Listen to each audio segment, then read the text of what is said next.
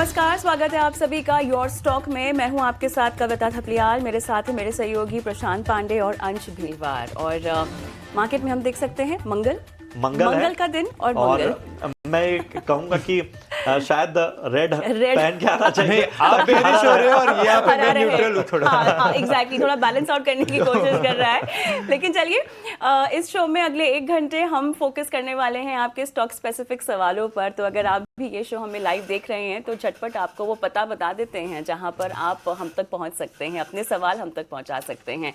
आपके स्क्रीन पे number flash हो रहा होगा 9167329108। इस पर अपना सवाल आप हमें SMS कर सकते हैं, व्हाट्सएप के जरिए भी अपने सवाल हम तक पहुंचा सकते हैं। सोशल मीडिया पर हमें देखते आए हैं तो आप अपने सवाल, खासतौर से यूट्यूब पर अगर देख रहे हैं तो कमेंट बॉक्स पे अपने सवाल डाल सकते हैं।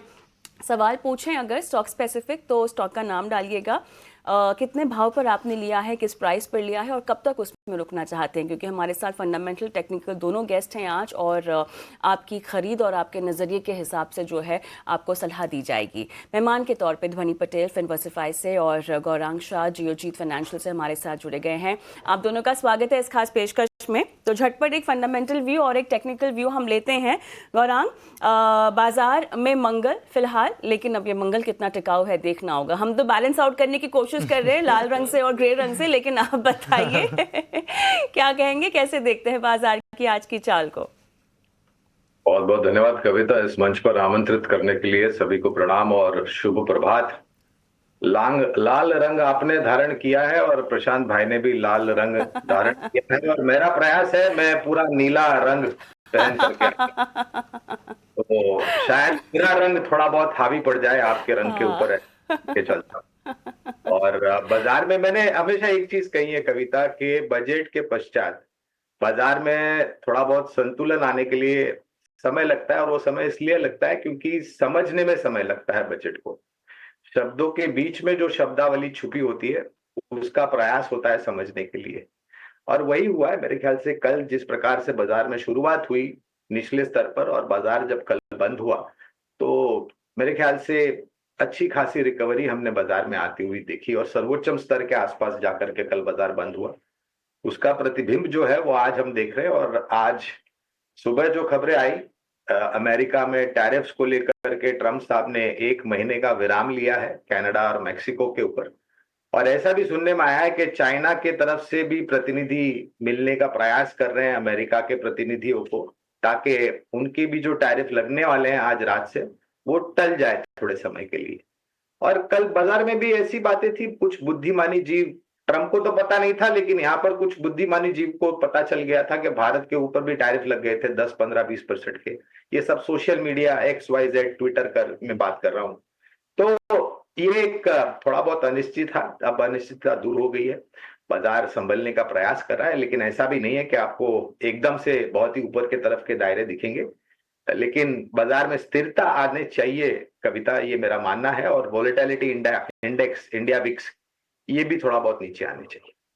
ठीक है, तो बाजार में स्थिरता आनी चाहिए और जो वॉलेटिलिटी इंडेक्स है उसमें भी एक थमना हमें दिखना चाहिए। चलिए, इन सब के बीच में हम पहले कॉलर को अपनी चर्चा में शामिल करते हैं। हमारे साथ प्रभाकर इस वक्त जुड़ चुके हैं। प्रभाकर जी, गुड मॉर्निंग, कहाँ से बात कर रहे हैं? गुड मॉर्निंग सर, मुंबई से बात कर रहा हूँ जी। बताइए क्या मदद की जाए, कौन सा स्टॉक लिया आपने? मेरे को टाइसन के 500 शेयर है, 38 के भाव से। ठीक है, नजरिया बता पाएंगे? नजरिया बताइए, शॉर्ट टर्म या लॉन्ग टर्म का? मैडम सर जैसा मन हुआ है और ठीक है, आपकी आवाज कट रही है। शॉर्ट टर्म या लॉन्ग टर्म, कितना समय दे सकते हैं? 3 महीना। 3 महीने का नजरिया। चलिए ध्वनि, मैं आपके पास आना चाहूंगा।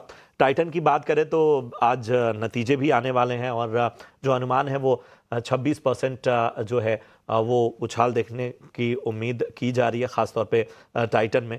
और जाहिर सी बात है, नतीजों से पहले अगर हम एक्शन देखें, अगर हम इन सारे अनुमान को भी देखें जो IMA साफ तौर पर जताई गई है, उन सब के बीच पिछले 5 ट्रेडिंग सेशन से टाइटन में लगभग 7% का गेन हमने देखा है। लेकिन आज हम देख रहे हैं कि बाजार तो बेहतर है, लेकिन नतीजों से पहले हल्का दबाव जो है वो टाइटन में हम इस वक्त देख पा रहे हैं। बताइए क्या रणनीति लेकर चला जाना चाहिए, 3 महीने का नजरिया लेकर चल रहे हैं?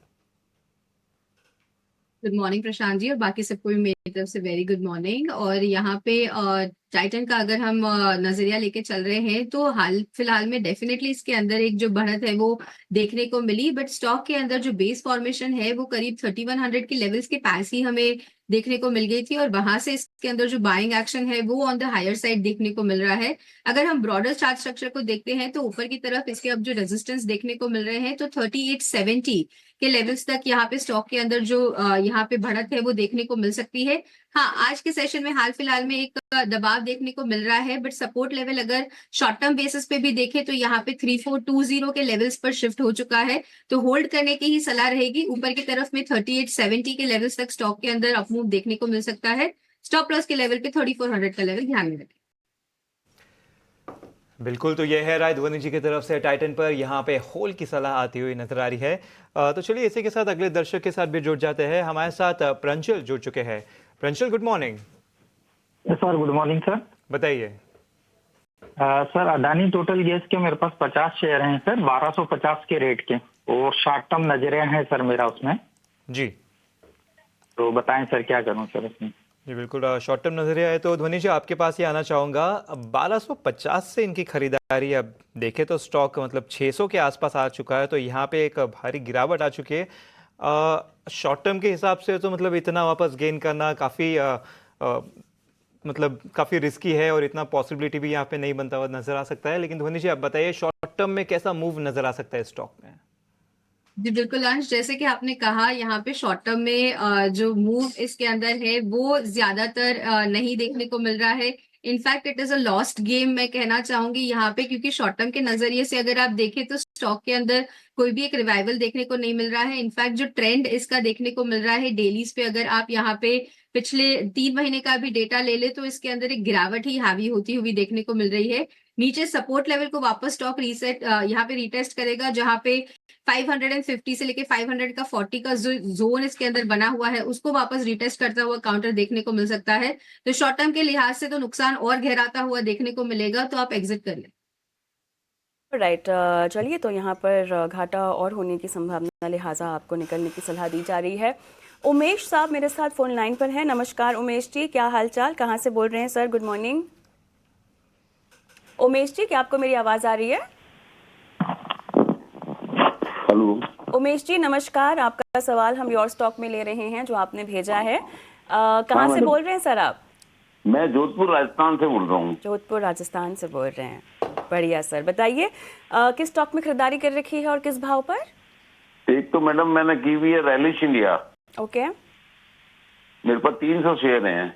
हाँ हाँ, किस भाव पर? परचेज कॉस्ट मेरे को अभी देखनी पड़ेगी मैडम, मेरे मोबाइल में ही है। मैं आई एम एन तो ओल्ड आपने मैन। जो हमें डिटेल्स दी हैं उसके मुताबिक 328.28 की भाव है। हाँ एग्जैक्टली है ना, 328 हाँ। के आसपास। तो सर अभी इस पे बताइए कितना समय आप देना चाहेंगे, क्योंकि मेरे ख्याल से कितने महीने की खरीद है ये? मैडम मैं तो लॉन्ग टर्म के लिए भी कर सकता हूँ, मैं ओल्ड हूँ, अच्छा। मेरे को कोई पैसों की जरूरत है नहीं, ओके। तो इसको मेरा व्यू लॉन्ग टर्म का भी हो सकता है। अब Okay. वो लॉन्ग टर्म कितना होना चाहिए ये आप लोग सजेस्ट करेंगे मेरे को। चलिए बताते हैं आपको क्या करना चाहिए। 328 की आपकी बाइंग है। गौरांग आपके पास मैं आऊँगी, कवरेज के लिहाज से बताइएगा। अब देखिए यहाँ पर Q3 रिजल्ट्स के बाद तो हमने कमज़ोरी देखी है, लेकिन इनकी जो बाइंग प्राइस है वो 328 भी है, काफ़ी ऊंची है, लेकिन लंबा रुक सकते हैं। बताइएगा क्या सलाह होगी? कविता, मेरे ख्याल से उमेश जी ये भी बता रहे थे कि ये वरिष्ठ नागरिक हैं, अगर मैंने सही सुना है तो उमेश जी अगर आप वरिष्ठ नागरिक हैं तो पहले तो ये मेरी आपको राय होगी कि आप छोटे मझौले सूची के शेयर में निवेश मत कीजिए। अगर आपको निवेश करना ही शेयर बाजार में तो दिग्गजों में करिए। और एक बात ध्यान रखिए कि शेयर बाजार में निवेश सभी जोखिमों के अधीन होता है। यहाँ पर कोई प्रकार की गारंटी नहीं होती रिटर्न की, ना ही आपके निवेश की। रैलीज पर तो टिप्पणी नहीं करूंगा कविता, क्योंकि हमारी कवरेज नहीं है। लेकिन अगर उमेश जी परिवर्तन करना चाहते हैं, और एक बात है, आपको अपनी जोखिम झेलने की क्षमता भी ध्यान में रखनी चाहिए। आपने जिस स्तर पर निवेश किया था वहां से आज के तारीख में रैलीज इंडिया के शेयर में करीबन 100 रुपए के आसपास की गिरावट आ चुकी है, और इस प्रकार की गिरावट में उभरना बहुत मुश्किल हो जाता है। परिवर्तन करना है तो हमारी राय में जोमैटो एक बेहतर विकल्प हो सकता है। मुझे ये नहीं पता कि आपके नुकसान की पूरी भरपाई हो जाएगी या नहीं हो जाएगी, हाँ, लेकिन कुछ हद तक नुकसान कम हो सकता है अगर आप परिवर्तन करना चाहते हैं। दिग्गज कंपनियों के नतीजे आ रहे हैं और इसी कड़ी में आज हमारे साथ गोदरेज एग्रोवेट का मैनेजमेंट भी जुड़ रहा है। आपको बता दें कि हम उन पे नतीजों को लेकर तो बात करेंगे ही, इसके साथ ही तमाम और भी पहलुओं पर कारोबार की बात करेंगे, लेकिन उससे पहले जरा गोदरेज एग्रोवेट के बारे में आपको जानकारी दे दें। तो आय में देखिए लगभग 5% का उछाल देखा गया। मुनाफे में 16% का उछाल यहां पर नजर आया ईयर ऑन ईयर बेसिस पर। और अगर हम बात करें गोदरेज एग्रोवेट लिमिटेड की, तो एक डाइवर्सिफाइड रिसर्च और पूरी तरह से जो एग्रीकल्चर बेस्ड कंपनी है, जो नए उत्पादों और तमाम कोशिशों के जरिए फार्मर्स और फार्मिंग प्रोडक्ट्स को और ज़्यादा बेहतर बनाती है।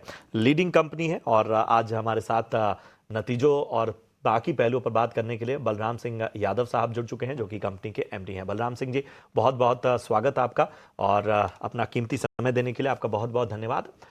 सबसे पहले नंबर्स पे तो हम बाद में आएंगे, लेकिन ज़रा सरकार का जो ख़ास तौर पे फोकस बढ़ा है खपत बढ़ाने पर, कंजम्पशन बढ़ाने पर, वो भी रूरल डिमांड खास तौर पे बेहतर हो, उस पर फोकस बढ़ा है। इसे आप किस तरह से देख रहे हैं? खास तौर से सरकार जो एग्रीकल्चर और उससे जुड़े क्षेत्र हैं उसको लगातार बढ़ावा दे रही है, और जो हाल फिलहाल के डेवलपमेंट हैं उसका पूरे इस क्षेत्र पर असर आप किस तरह से देख रहे हैं, और खास तौर पे आपकी कंपनी इसमें किस तरह से ग्रोथ को आगे बढ़ाएगी? जब भी कभी कंजम्पशन बूस्ट करने का कोई भी स्टेप होता है देश में, उसका बेनिफिट जो है एनिमल एग्रीकल्चर को होता है, क्योंकि जैसे जैसे लोग अमीर होते हैं तो ज़्यादा दूध, ज़्यादा अंडा, ज़्यादा चिकन वगैरह खाते हैं, तो उसका हमें बेनिफिट होगा। उसके अलावा फ्रूट्स एंड वेजिटेबल्स का कंजम्पशन भी बढ़ता है तो उसका भी बेनिफिट हमें होगा। तो ये सब चीज़ें जो हैं ये प्रूवन है, हर देश में ऐसा होता है, इंडिया में भी ऐसा पहले हुआ है। तो और उसके अलावा बहुत सारे ऐसे स्टेप लिए जिससे एग्रीकल्चर में अच्छा बूस्ट आने वाला है। किसान क्रेडिट कार्ड की लिमिट जो है वो 3 लाख से 5 लाख कर दी गई है। इंटरेस्ट सबवेंशन स्कीम भी मॉडिफाई करी है। 1.7 करोड़ फार्मर्स को बेनिफिट होगा। जो लो प्रोडक्टिविटी की 100 डिस्ट्रिक्ट हैं उसमें एक स्कीम लॉन्च करी गई है। ये बहुत अच्छा स्टेप है, बिकॉज ये डिस्ट्रिक्ट जो है बहुत पीछे होती जा रही थी।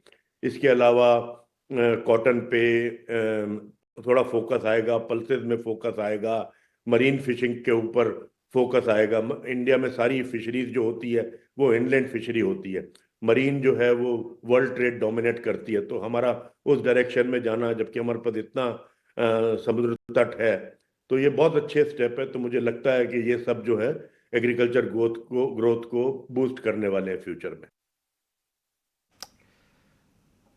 बिल्कुल। तो मेरा एक्चुअली सवाल यहाँ पे एनिमल फीड सेगमेंट को लेकर है, क्योंकि यहाँ पे हम देख रहे हैं कि लगभग 48% ये कंट्रीब्यूट करता है आपके टोटल रेवेन्यू को। तो यहाँ पे हमें थोड़ा सा म्यूटेड ग्रोथ नजर आया है।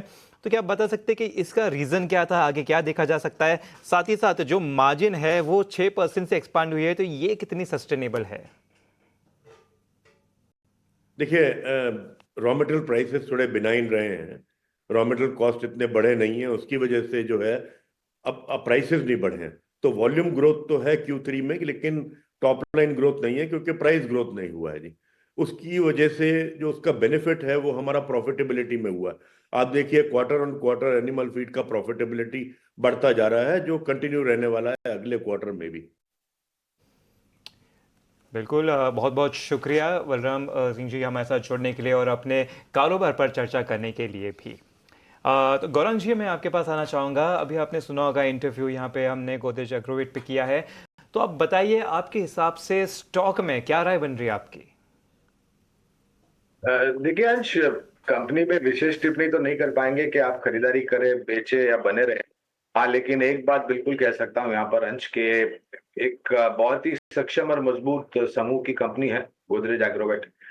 और वास्तविकता ये भी है कि ये जो खर्च करने की ताकत बढ़ेगी, आम नागरिक के जेब में पैसे और खर्च करने लायक आएंगे, वो आएंगे दूसरी तीसरी तिमाही के आसपास नए वित्तीय वर्ष के। आपको ये थोड़ा थोड़ा करके आसार सुधरता हुआ नजर आएगा।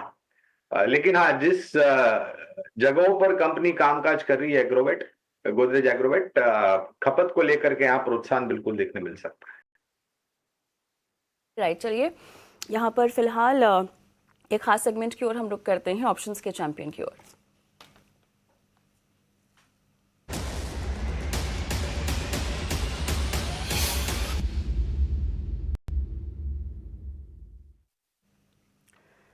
चलिए, तो अजीत मिश्रा हमारे रिलीके ब्रोकिंग से हमारे एक्सपर्ट, उन्होंने आज की कॉल हमें दी है और उनकी कॉल के मुताबिक डॉक्टर रेड्डीज में उन्होंने जो है सलाह दी है। ये कॉल आपके सामने भी हम फ्लैश करेंगे और यहाँ पर आपको कॉल खरीदने की सलाह लगभग 25 रुपये के आसपास दी जा रही है। लक्ष्य है यहाँ पर 36 रुपये का, स्टॉप लॉस 20 रुपये का लगाना है, जिसमें अधिकतम मुनाफा ये बता रहे हैं 6875 का और नुकसान 3125 की इनकी रणनीति है। और जल्दी से आपके स्क्रीन पे एक रिस्क डिस्क्लोजर भी हम लेकर आते हैं, जहाँ पर बताया जा रहा है कि आपको सलाह मशवरा लेकर ही जो है अपने आर्थिक सलाहकार से इस तरह के ट्रेड में आगे बढ़ने में समझदारी होगी।